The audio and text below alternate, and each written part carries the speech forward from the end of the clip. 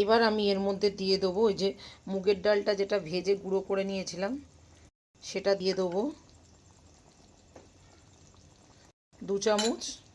দিয়ে দেবো হচ্ছে গরম মশলা, আর দিয়ে দেবো ঘি। দিয়ে এবার ভালো করে নেড়ে আর ঢাকা দিয়ে রেখে দেবো।